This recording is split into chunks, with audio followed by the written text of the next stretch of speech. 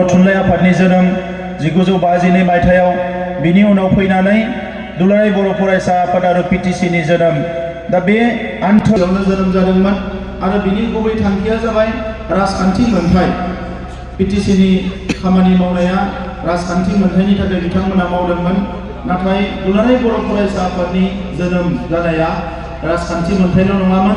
हारिमुआ जेला एबसुनि आफादगिरि जायो, बिथाङा बेखौ आरोबाव मोनसे आलादा रायजो सोरजिनांगो, बड'लेण्ड मुङै खोला सेरफाङाव नीलाचल हिल काउन्सिल सोरजिनांगो आरो लोगोसे जे बुरलुंबुथुरनि साहा सेरफाङाव जोङो आलादा रायजो मोनाखै, नाथाय बिएसि बिटिसिनि उनाव दायो बिटिआर मोनबाय आरो बिथांमोननि जे सिमां माखासे गिनां थासारिफ्रावबो थाद'आखै, मोनसेनि उनाव मोनसे गासैबो खामानिफोरखौ मावदों, गासैबो हाबाफारिफोरखौ मावदों आरो बिनिखायनो दिनै बुहुमाव बर' माहारिया बयजोंबो सिनायजानाय माहारि जानायनि बे थासारियाव फैनो हाबाय।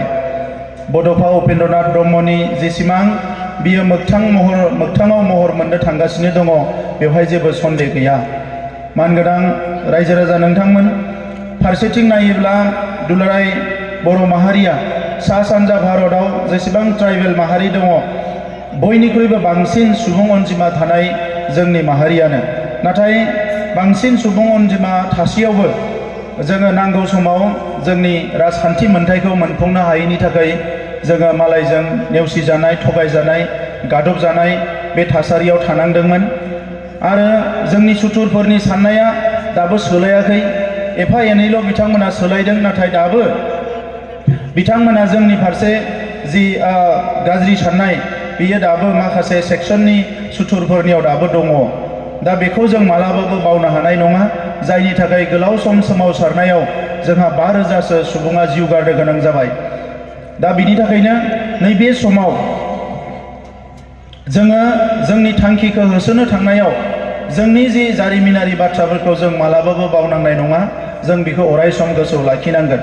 भारत उदांस्रि जानायनि सिगाङाव गुरुदेव कालीचरण ब्रह्मआ जोंनि हारिखौ राजखान्थि फारसे, समाजखान्थि फारसे, धोरोमनि फारसे, सोलोंथाइनि फारसे सांग्रांथि लाबोनो थाखाय बिथाङा मोनसे जांख्रिखांनाय एबा मोनसे हारिखौ खौसेथि खालामनानै सांग्रांथि लाबोनायनि हाबाफारिखौ जागायजेनोमोन।